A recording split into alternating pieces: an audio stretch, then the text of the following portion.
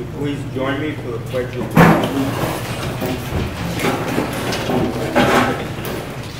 I pledge allegiance to the flag of the United States of America and to the republic for which it stands, one nation, under God, indivisible, with liberty and justice for all.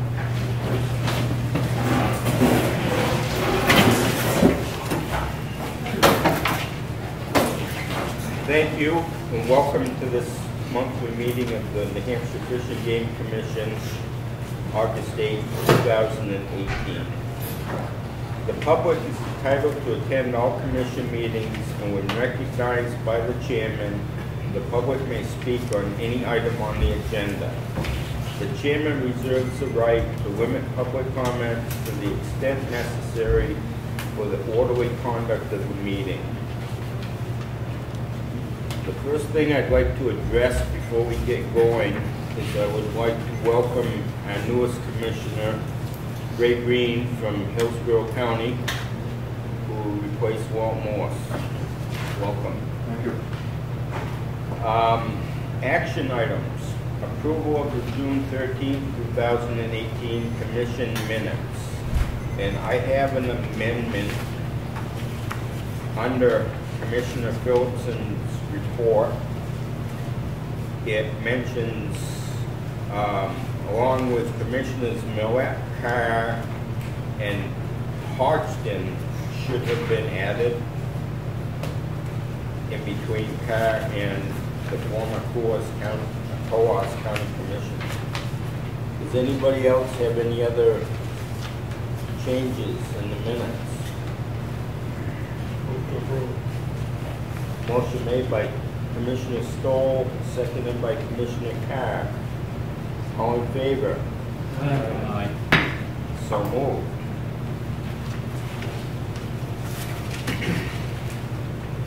Okay. Second, no, wait a minute, Ken. Yeah, we just amended the June 13 minutes, and I need to approve the July. Okay.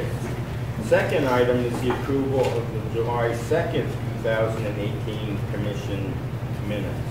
Has everyone had a chance to review those? Motion made to accept by Commissioner Carr, seconded by Commissioner Patch. All in favor? Aye. Opposed? So moved. Next item is consent agenda. Commissioner Carr. Just for some clarification, I'd like to remove item 2A. So that's just a couple of questions answered from the consent agenda. Okay. Okay. So, consent agenda. The following items have been grouped together and are hereby noticed as consent agenda items to expedite action on routine matters, which may not require public discussion. The Commission may vote to approve these matters as presented. Commission members may remove certain items if further public input or discussion is deemed necessary. The first item, 2A, is the one that we are removing until the end, so it's not part of the consent agenda. 2B, approval to accept the following donations in memory of Walter John Nyland of Westmoreland, New Hampshire, to be deposited into the small gifts and donations account as follows. Joanne and Bruce Smith, Westmoreland, New Hampshire, $50. Simplify Compliance of Brentwood, Tennessee, $200. 2C, approval to accept the following donations in memory of Robert Copeland of Manchester, New Hampshire, to be deposited into the small gifts and donation account as follows. Judith Barrett of Manchester, New Hampshire, $50. Donald and Millie Aldrich of Hudson, New Hampshire, $50.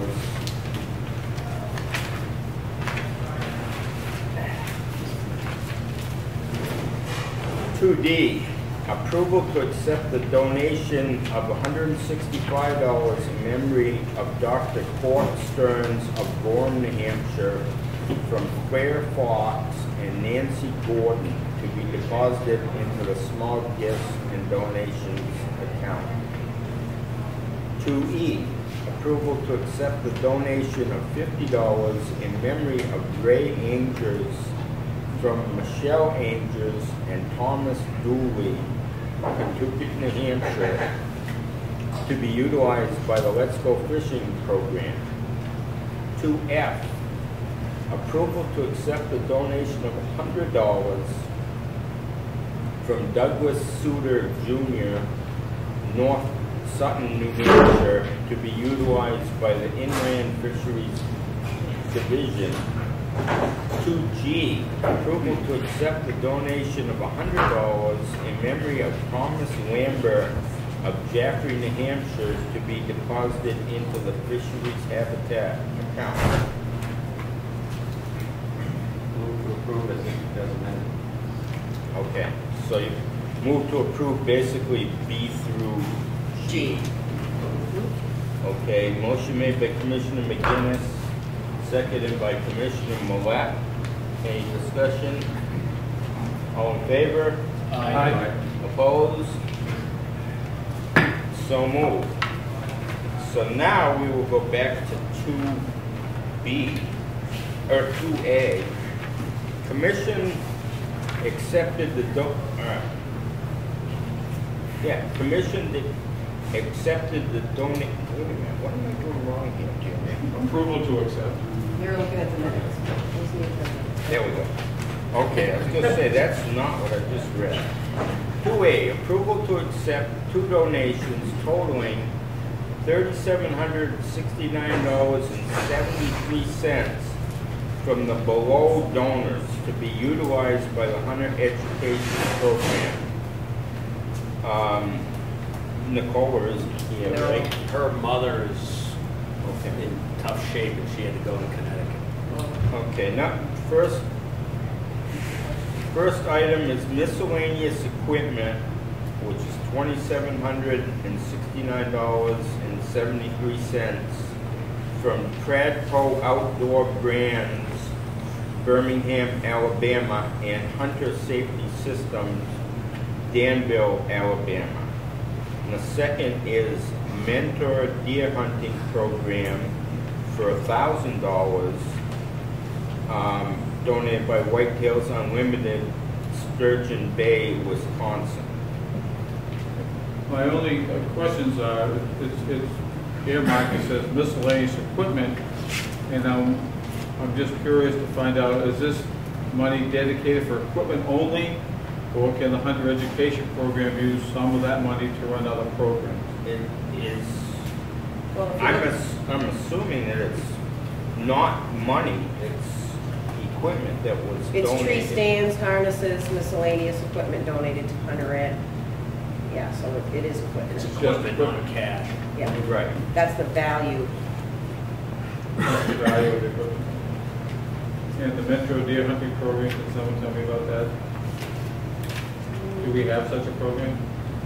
I believe we do. I would have to refer to Laura Ryder. Maybe, There we go. Commissioner, they're going to be instituting a metric deer hunting program. It's going to be done through Brook. It's part of our recruitment and recreation efforts. So there'll be individuals that will be identified. They're going to run them through A to Z, basically. This is a new program? Yeah, it is brand spanking. That's it. Yeah. I'm satisfied. I'm satisfied. You satisfied? I will make a motion, we accept that donation. Okay, motion made to accept 2A. Made by Commissioner Carr, seconded by Commissioner Baldwin. Any further discussion? All in favor? Aye. Opposed? So moved. Next item is information items with Director Normando. So Kathy couldn't be here today. She is flat out with still finishing up year end, plus we're already starting the budget for the next program. So she hasn't got the financial statements. She'll be available at the next meeting and give you all the financial statements and any questions you have on them. What you do have that I passed out is the quarterly statement for the final quarter of for ending June 30th, and that also basically shows you the totals for the year. So she got that out before the meeting so we could bring it here with us. You're welcome to ask me any questions or to peruse it and ask her when at the September meeting. What I can tell you is we met our revenue goals for 18, and we are looking okay for the beginning of this year so far. That's great. But we don't have specific numbers for you.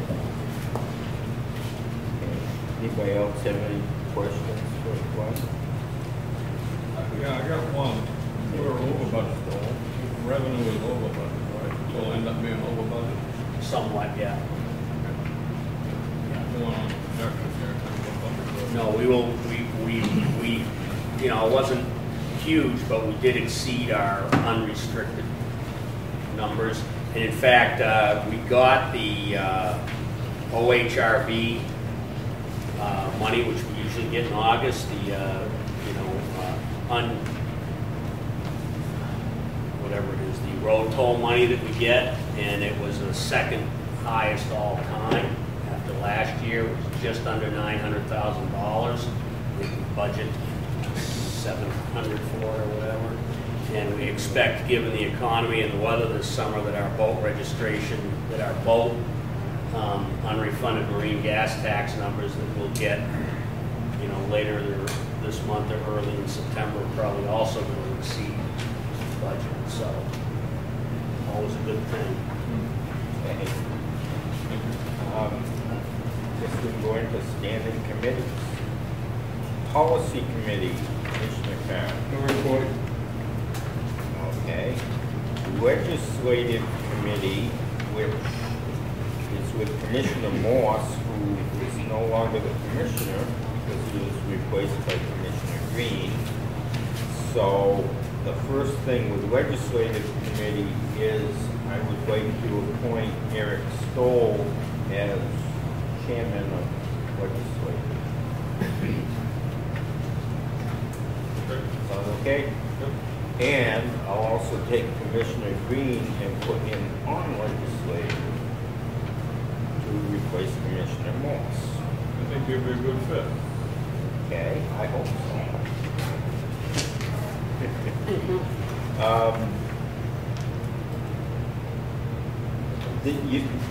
There was no meeting with Legislative, and there's no pending legislation that we don't know about. Paul had nothing else. Paul, today was actually a GNC day, so I asked Paul to sit in for me at GNC so that I could be here. Okay, Because we did have items on the agenda. so we can move on to Rivers Committee with Commissioner Hodgdon. The only thing I have to report is that I've been formally accepted onto the advisory committee by GNC, so I've spoken briefly with the chair, and I'm just waiting for the first meeting. Okay, thank you.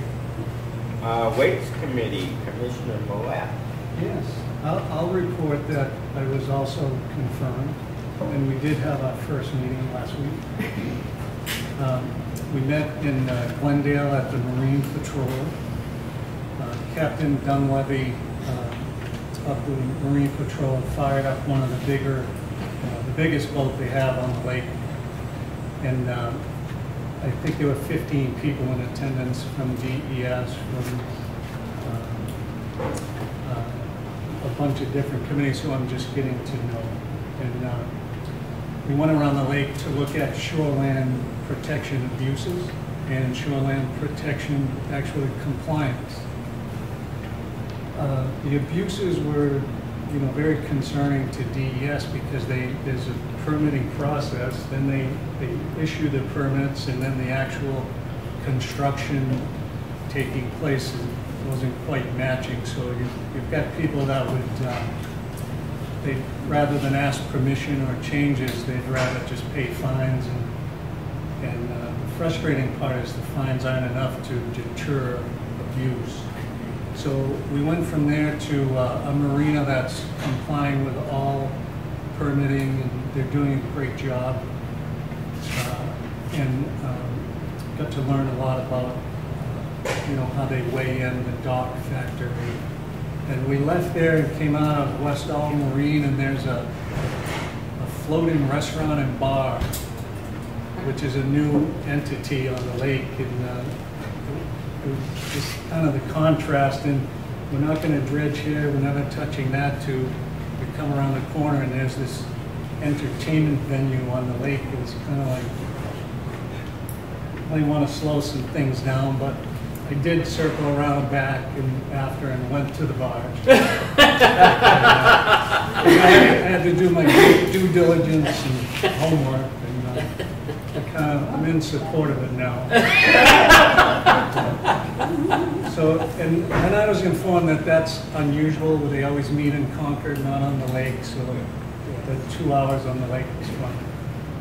There's many issues going on, and I think if we had better air conditioning and more time, I would read you the report. But I'll highlight the docking permitting and the rules for DES. They're all coming up for vote, because there's always changing and ever-evolving rules. And they're looking to speed some of that process along, and there's some resistance with when you expedite some things, what's going to suffer. But they're looking to rubber stamp some of there's so much growth that they're backlogged in permitting. So that seemed to be a challenge. The interesting Lake Ossipee National, Ossipee Lake National OLNA area is very interesting. They have some aquatic and some rare plants there that are globally unique to right there. So I found that interesting. But we're trying to control public access there and not harm that stuff. That's a good cause. Senate Bill 445 regarding docking and other issues, but the waterfowl control feeding geese, they want to implement some restrictions on geese feeding because the geese have an effect on water quality. So that's being tracked. Hopefully the governor will sign that bill. Some public hearings coming up regarding LMAC. The state climatologist regarding in-stream flow. When you have a drought, your rivers and streams, the terrestrials and the aquatic issues, when they dry up, you're losing generations of animals. So the people that use the water from the river and streams, they were about to put some restrictions on and request that they don't do that, but with the current rain, that went away. So but that's a fascinating thing to learn about, and I'll have more to report, but that was my first meeting, and next one will be from an office in Concord, not on the lake. Thank you. Are any of those fines that you referred to at the beginning of the report, are they set by the legislature? It seems to me that I'd rather pay the fines than correct the problem. If the fines might be a little bit steeper, then maybe want to actually correct the problem. Yeah, there's an issue on the lake where that's been an ongoing battle. It's been years, and the landowner kind of came out on top of all that, because how do you levy? I mean, what do you do? They wanted to levy a fine that was 150% of the actual cost of the violations. Well, they were hundreds of thousands of dollars. So he got the legislature behind him and saying that's not fair. So that kind of, I believe that went away. and that's been a frustration. So, but there's tension, and they're trying to sort out ways to promote. Voluntary compliance? Yeah, which isn't going to happen. The other thing that's a big concern, and I've seen it, is the largest, the fastest selling boat they can't keep in stock is a wake boat. So wake boats look like they're a lot of fun. You know, you can surf behind it without a rope or anything. And what they're finding is the erosion damage from a 3-foot wake coming out of the wake boat. But that's just above the hull. Below the surface, that they're sucking up the bottom, and they're churning up the bottom, which is killing off and creating water quality issues. So I volunteered to be on this committee, and now I'm committed to fight those battles, because the other issue is they have a bladder which creates the weight to create a wake, and that's 1,500 gallons of water, which they don't expel it all, and they go to another lake, and they're transferring potentially, I think they're right, but invasive species. So more to come later, more to report, but those are the things they're watching now. Okay, thank you. Handbook and Orientation Committee, Commissioner Patch. First of all, I'd like to volunteer to help Commissioner Millette on a next lake tour. Always willing to help. All right. On the At least handbook, the due diligence, right? whatever I can do. On the handbook, we've got it pretty well updated. There's one more issue that we're going to run across the policy committee and then bring it to the full commission. Thank you.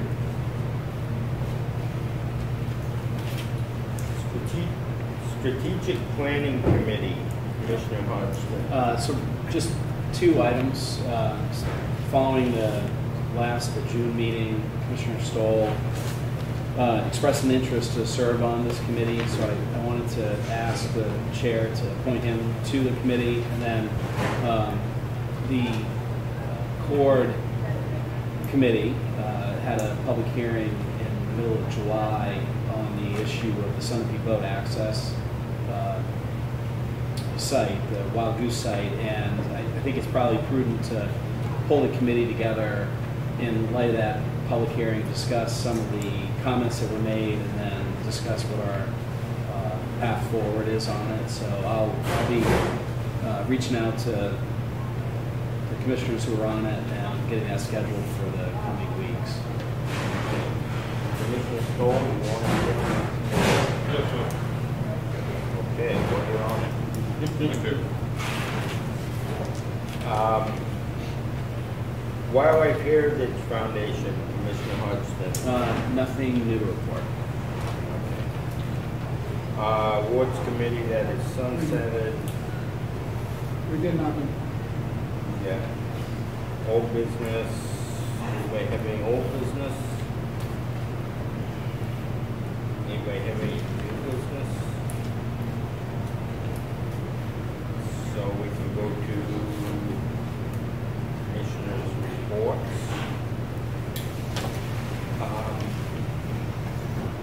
I would like to thank the staff of Gary Campbell for hosting this meeting. And hopefully after we're done, some of the commissioners that haven't been here before can look around a little bit, see what this place is all about. Is that, well, we're gonna have things here. It's 3 o'clock apparently. Yeah. So they should be able to look around outside. Right, and everyone's welcome for that award scenario also. Okay. All right. Does anybody, any other commissioners that have anything that they would like to speak about? Commissioner Green. We had last week, the town of Milford asked me to go to a selectmen's meeting on their Hodgdon Pond Restoration Project of Phase 2. They're getting ready to start. They'll be going for funding, to federal funding, in March, and they put it before the voters.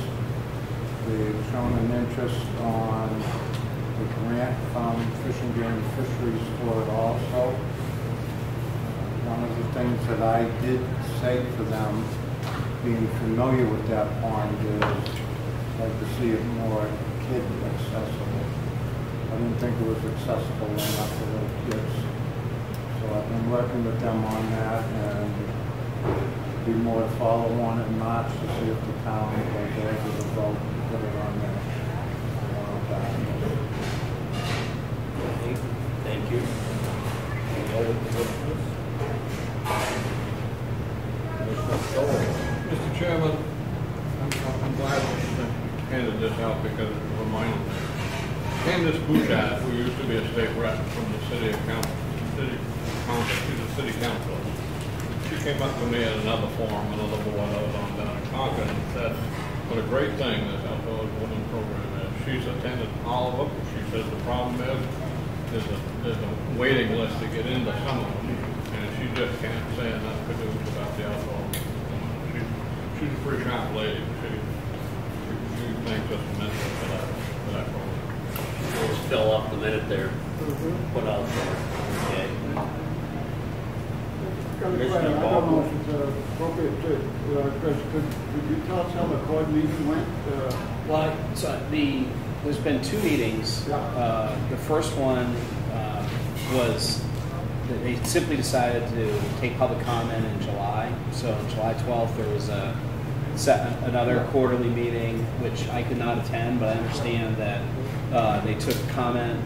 The comments were generally balanced in terms of number of people who commented in favor of the site being used for boat launch, and then in favor of the site being repurposed for another purpose or being in some way disposed of through the court process. So beyond that, I don't want to add. You know, so basically at the public comment, it was actually more balanced than I expected. I thought it would be kind of stacked, but it was pretty balanced. But I mean, you know, you heard everything you've already heard over again for the umpteenth time, but there it was. So what's supposed to happen, court generally meets every other month, so... Didn't they meet after that? No. Didn't you go, oh, I thought you went to a meeting after So there was a meeting after our May meeting, which I attended, and that's when they decided to have this July public comment. The July's public comment, there's no meeting in August. There's going to be a meeting in September where it's supposedly going to be just fish and game and natural and cultural resources. We're supposed to, you know, basically discuss our agency's position and where we stand on it. And then potentially there'll be a vote in November. So it would be an interesting scenario to have court vote away one agency's property against their will, because it's never happened. The statute actually says that any disposition of property, which would mean outside sale of it, has to start with the agency that's the, you know, quote-unquote owner of the property. So, you know, I don't know what'll happen. We're just going to go there and say our piece, and I don't know what's happening behind the scenes that I don't know about. But it doesn't strike me that that natural and cultural resources, basically parks, has got a whole lot of interest in dealing with that piece of property. So, but you know, there's a bunch of state agencies that had voted. It would strike me as kind of strange that they vote to, you know, kind of screw one of their own, if you will, but we'll see what happens. Okay. Any other commissioners? Okay, we'll go on to the director's report. So the first thing I want to talk about, I think you've all seen or at least heard mention of notice of potential lawsuit related to the hatchery at Powder Mill up in the Durham. So I'm going to just give you the quick facts that are, it's all public because we've been public about all this up to this point, but beyond that, I think you had some communication probably through Tanya from Paul that because this is potentially going to be a lawsuit and sitting in the AG's office, essentially none of us should say anything about it going forward. So we currently have a water quality permit for discharge, as we do at all our hatcheries, and it's a water quality permit for discharge that we are in compliance with. There's been a couple of blips of pH and whatnot, but we're in compliance generally with our permit there. That water quality permit does not have any restrictions on phosphorus. So the EPA, the EPA is essentially re-permitting all of our hatcheries, or they're supposed to be. Jason, how far behind are they? I think the current permit here for Powder Mill expired 2 years ago. Yeah. So the permit is technically expired, except with the EPA it doesn't really expire because everybody would have to always shut everything down because they never get it done on time. The Bow Power Plant permit expired 12 years ago and they still haven't got that one done. So in any event, as you know, we recognize that there are some nutrient issues in the Merrimack River system. I came to you a while back asking for 20 grand out of the fish habitat account to contribute to the Lakes Management Program. In fact, we just delivered the goods, if you will, to them. Jason did a couple weeks ago at a meeting with the town fathers, and we have been complicit with the whole program up there with people that are concerned about these issues. And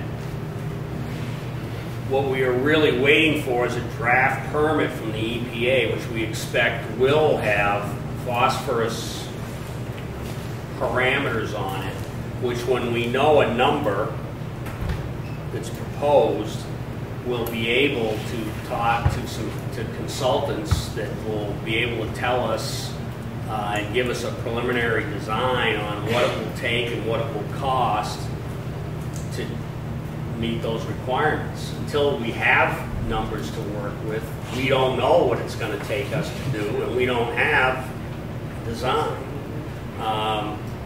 So anyways, there was a public call a few weeks ago with the EPA that Jason was on, and was a bunch of pressure applied to them by the town and some of these other folks, like, why aren't you getting this permit out?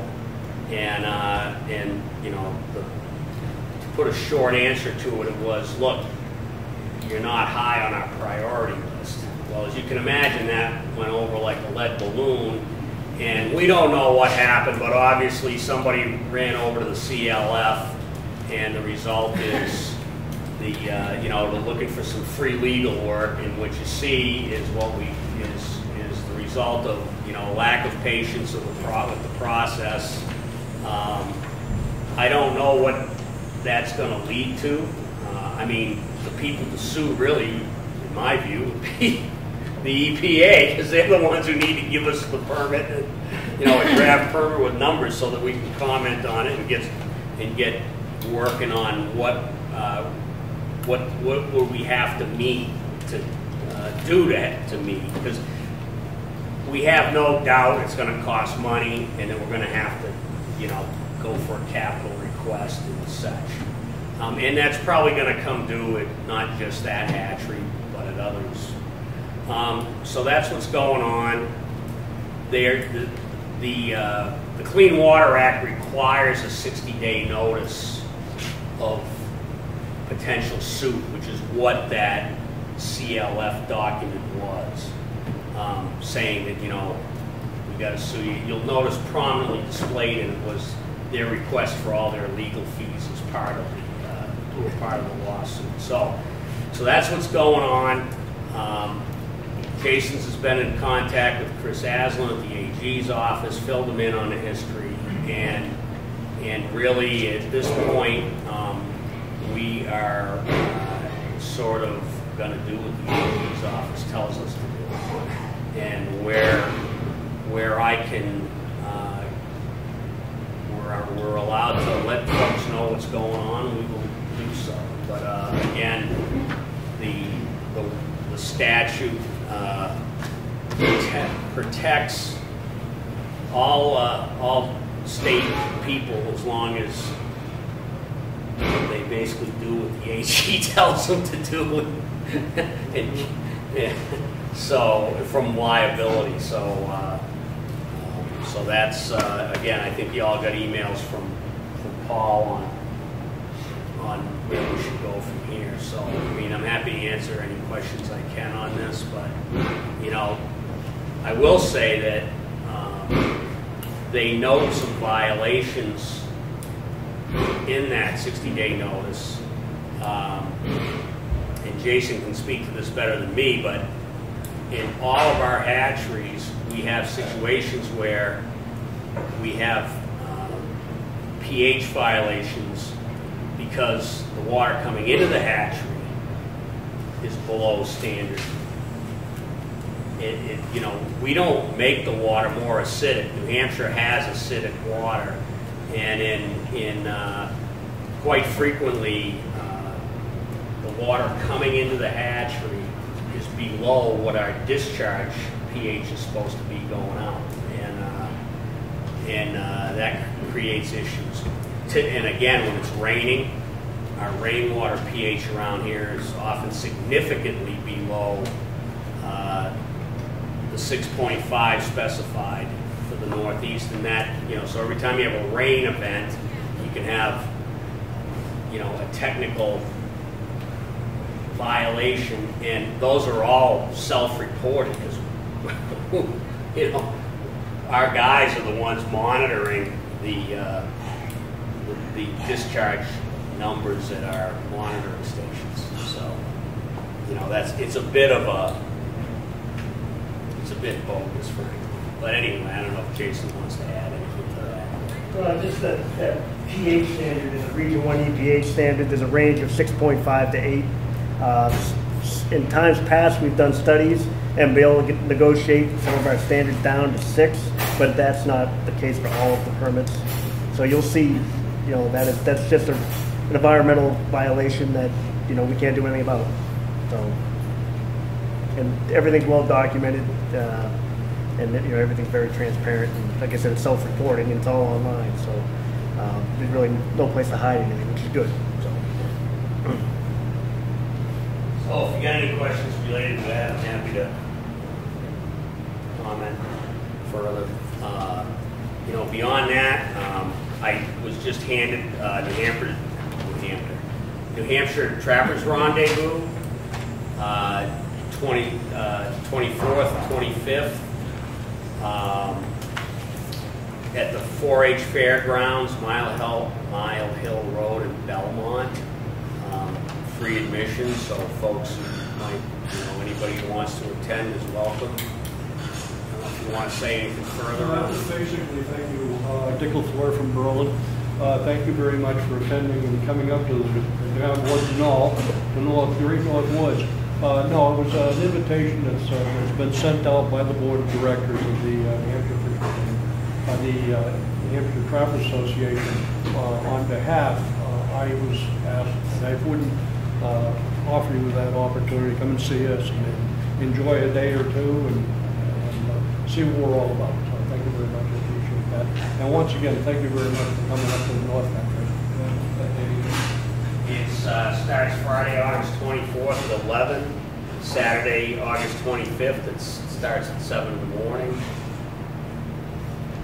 The pig roast is at noon 9 and noon on Saturday, pig roast. Beyond that, as I mentioned earlier, we have, we're getting into the budget program. We met Monday afternoon with the governor's budget director.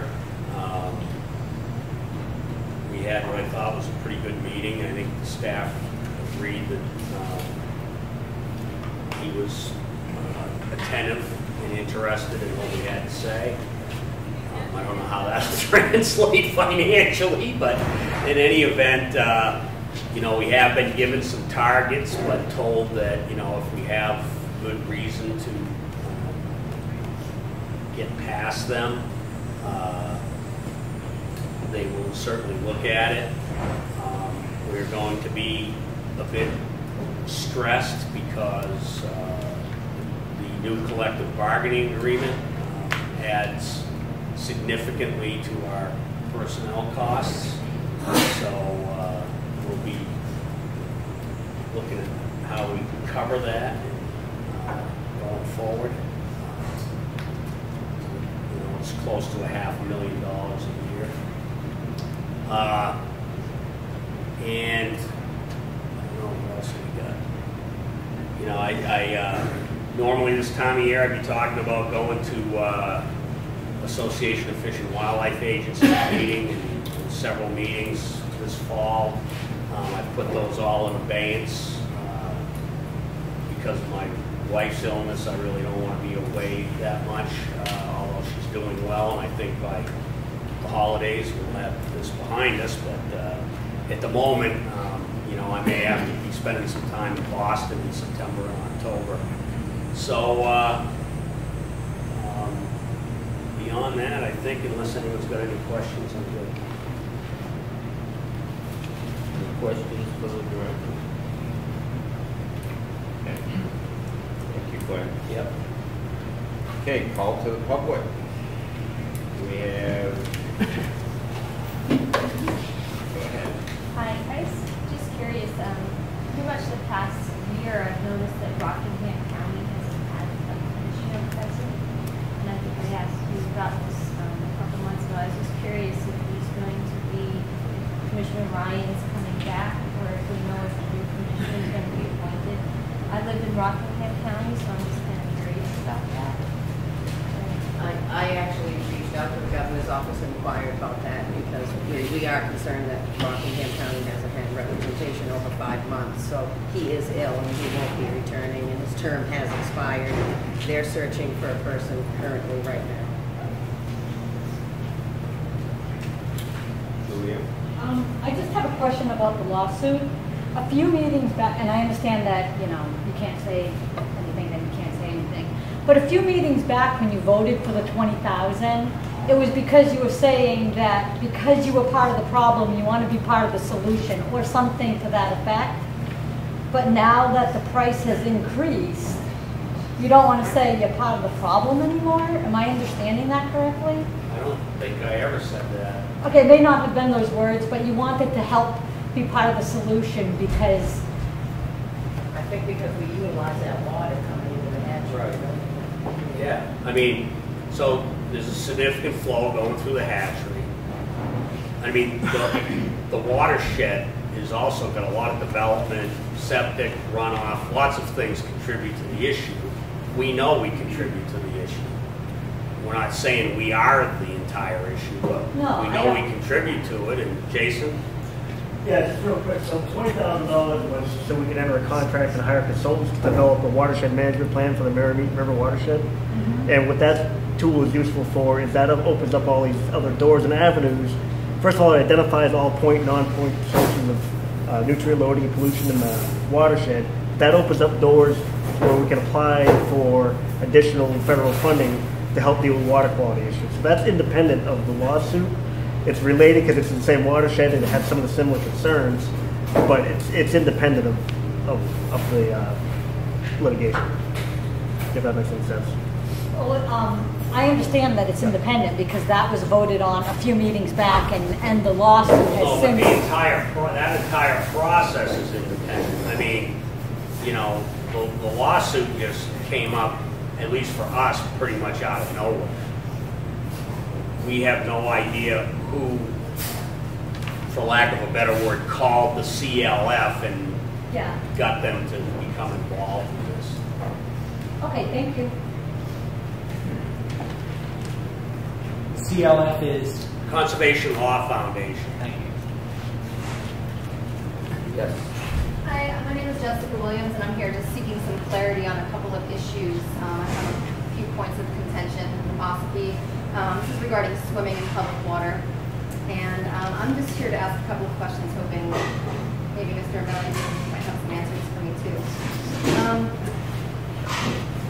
Is it the intention or assertion of New Hampshire Fish and Game that public boat access areas shall be for the sole use of boating and fishing activities, or to those who have purchased a permit to hunt or fish? Public. You want me to try this? No, I'll do it.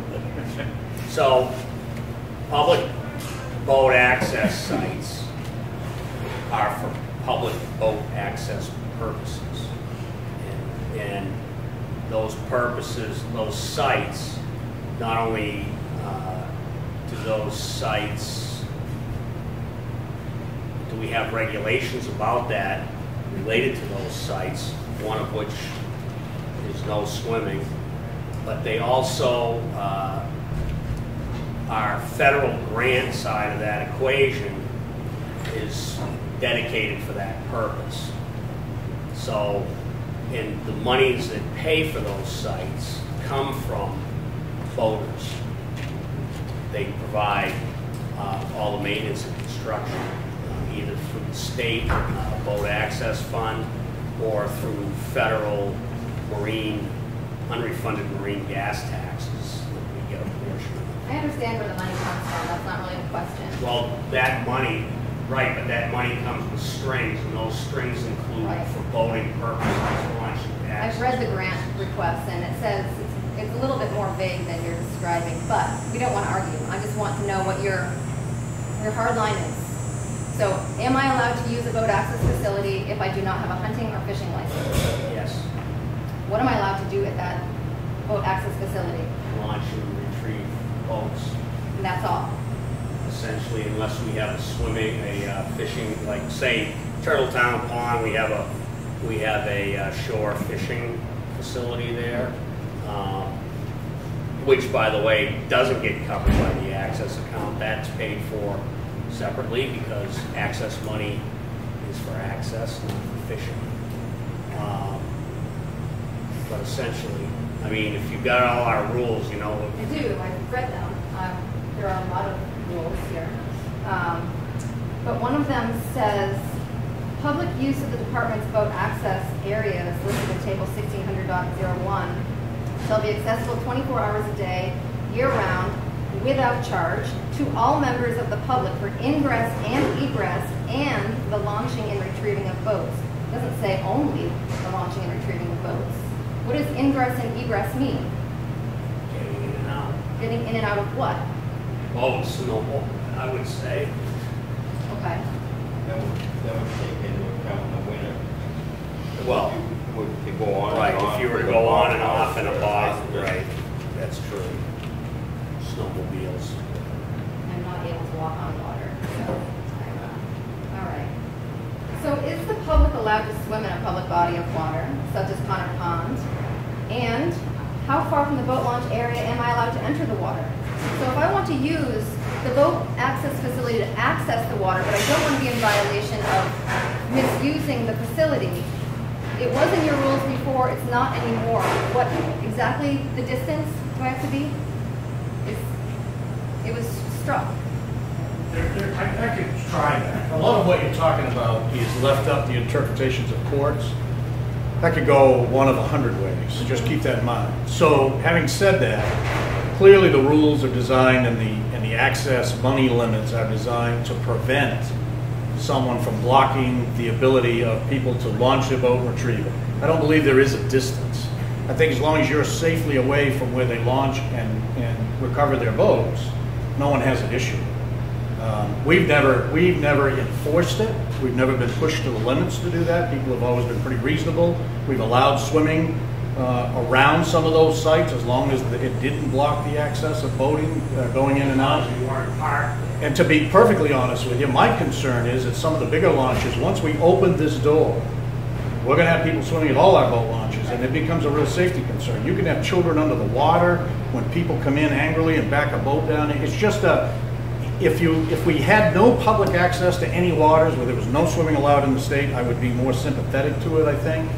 But I think where we have public access on almost every single body of water that I know of that allows swimming, I personally, when I was in the field, I tried to encourage people to stay away from those sites just because of safety. The other thing that you need to think about is boating access sites, based on my experience, are not the safest place to walk barefooted. I don't know if you've noticed that. There's a lot of litter at some of those sites. So there's all of these concerns. There's no footage. There's nothing that says you have to be 10 feet away, 12 feet away. It's more of you can't block the access. That's the thing. So Right, but I'd like things to be very specific. I understand that. I'm just looking for... Believe me, so do I, but I don't have the ability to write all the laws. The courts make those decisions. And so what happens in these scenarios is we try, using common sense, we try to prove a case in this scenario where a person's actions blocked the ability of a person to access that boat site. I'm confident if that occurs, I can make that case in front of a judge. I'm very confident. We've done it. I would not make one because you're 10 feet away. If you're 10 feet away and you're blocking the access, I'd make that case. If you're 10 feet away and you're not, I would not. That's basically the rule we use. So what's important is the ability for people to come in and launch and get their boats. I understand, and I agree with you. It's tough. It is tough, and my field force has been very sympathetic, I think, in allowing it in places, but it's a dangerous game. And because you either got to enforce the laws or not enforce them, you've got to do it equally at every site. You can't create rules for each individual site in the state. You'd have a nightmare on your hands, and I think we'd also, I know, we would have injuries if we allowed it. So I think it's important that people try, if they have a body of water that we don't have any other access to, then that's a place where you could make maybe a case. But on most of the body of waters that I'm aware of, there are places to go. We enforce, we're more likely to enforce a place where we receive complaints because we have to be responding to people complaining. So if I get a constant complaint on a boat launch, we're going to enforce the rules that we have to. We don't go looking for trouble, but if we're called to, well, we do have to. Yeah, we do. Our charge is to enforce the laws, and we have to do it fairly and equitably across the board. That is not an option. And so, can I just talk? I hear you. I hear what you're saying, and I've heard this argument, and I agree with parts of it. But where there's no specificity about the rules, they're left up to the discretion of the conservation officer. And I really would like a little bit more guidance on what I'm allowed to do and not allowed to do. It's public water, I can swim in it. There's no discussion there. It's very easy. How I access the water is a different question. It's very easy to determine that. You cannot at any time block access or egress to that pond. So if that's done, you're in violation. If it's not done, you're not. If a boat can't launch because you're in the way. I've never seen that happen there. We have seen it happen in many launches. And we've had complaints on the particular body that you're talking about that has happened. So that is something I'm going to, we would. I can swim there as long as I'm not blocking the boat launch. Are you saying that I can swim there without No, blocking the boat launch? our rules say that you can't swim. You cannot swim. How can you make a rule You about can swim in the pond, but Yeah. you can't access it through that boat launch. So I can't go in the water from that boat launch access. But if you said if you're 10 feet from the boat launch, you're not going to give a ticket. No, I said okay, that did no. I misunderstand you? I'm not going to debate the public I'm meeting. just trying to I can meet with understand. you, we'll discuss this if we have to. I would much prefer to discuss this than be pushed to enforce it, because we will do that. Right now, the way the rules read is that you cannot block boats from launching there or pulling their boat out. That's really what it says. Okay. So if you do that, you're in violation. If you don't do that, then there is no violation. It's really that simple. Sure. Well, that's what a court is for. Because I did ask the conservation officer, who was very polite. He actually came to my house on his own on a Saturday after. We had a nice conversation. Sure. Very nice guy. But he was not able to tell me what the citation is. So could you tell me what that citation fee is? No, I don't know that. The court would determine it. There's no set fee for it. So we would bring it into a court. It's a violation of level offense, and the judge would determine what that fine would be, if there is a fine. That's pretty common. We have some fines that are set aside in legislature by rule, some that are not. The ones that are not, we write the violation, you go into court, and the court determines what that price is. Mr. Chairman, I think there's a Yeah. Well, I have other questions, but he did talk a lot, so I guess it's not my turn anymore. All right, now, Commissioner Patch. Well, I was just gonna say that probably the most extreme case of what they're talking about is Conway Lake. Conway Lake, you have the dam, right beside it's the public beach, and then you've got just room enough to back a boat. So they do all of it right there.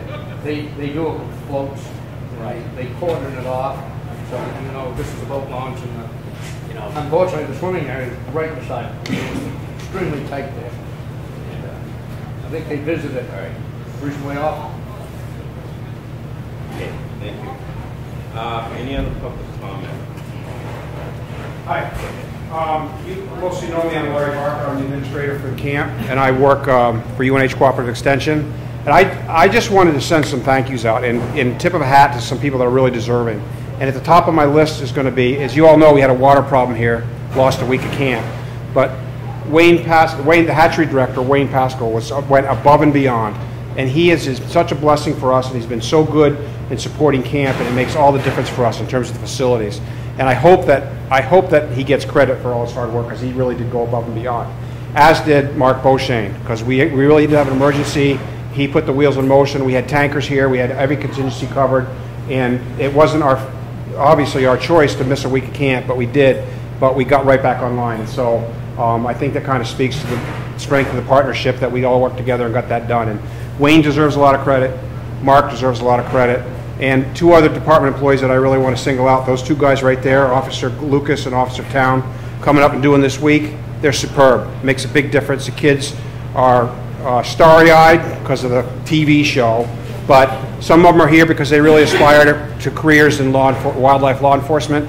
And I guarantee you there's going to be some kids that are here this week that'll be sending applications to you in 8 or 10 years to work for the department. So it really is a great magical place and a great mix, and you've got great staff. And from Extension's perspective, we really appreciate the support and value the partnership. So thank you. I'm glad you, and by the way, I'm also glad you came up here and had a meeting here and enjoyed camp. So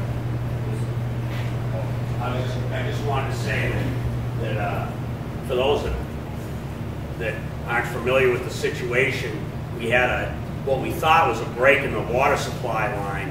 What it turned out to be was that in the actual water supply that goes to the tank, which is 900 feet up the hill here, the roots had gotten into it and plugged up the flow from the well points in, so that the tank was filling too slow for demand. And it took a little while to figure it out, and then of course once it was figured out, we had to, they had to get the water retested once it got flowing again, because it's got to meet all the camp requirements for the kids and whatnot. So we ended up losing a week of camp a couple of weeks ago, but because we didn't have the water. But anyway, it's all fixed now. And interestingly, so we had 42 families we had to call and tell them on Friday that their kids can't arrive on Sunday because camp's going to be closed. And with one exception, everybody was, we get it, we understand. We're going to take the week off and do something with our kid anyhow. So one person was upset because they just spent $400 on camp equipment. They weren't going to get to use it. But that also speaks to the folks that we attract at this camp. It's really understanding. So it wasn't our choice, but it turned out to be all right. So thank you. Yes. Was this week full? This week we had, I think, 2 girl spots that didn't fill. But we were able to slide some. What we did was we took all the people that didn't go to Hunter Ed Week, and if there were spots, we slid them in. But for some reason, this was the only week where we had, I think at the end of registration, we had 2 girl spots that didn't fill for this camp. And I think it's because the curriculum this week really is typically more something that attracts males. But we did get some kids that were going to go to Hunter Ed to come here. So we were full, although we did have to send one child home, so it wasn't quite. Our capacity is 42. I think we had 41. I think we have 41 right now.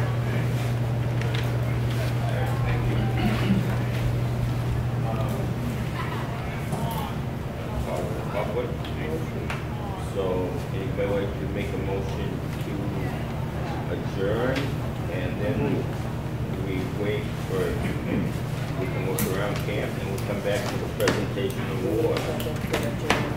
Okay, made for by Commissioner Carr, seconded by Commissioner Hodgdon. All in favor? So I'm gonna get that report with Bruce. Yeah, So you guys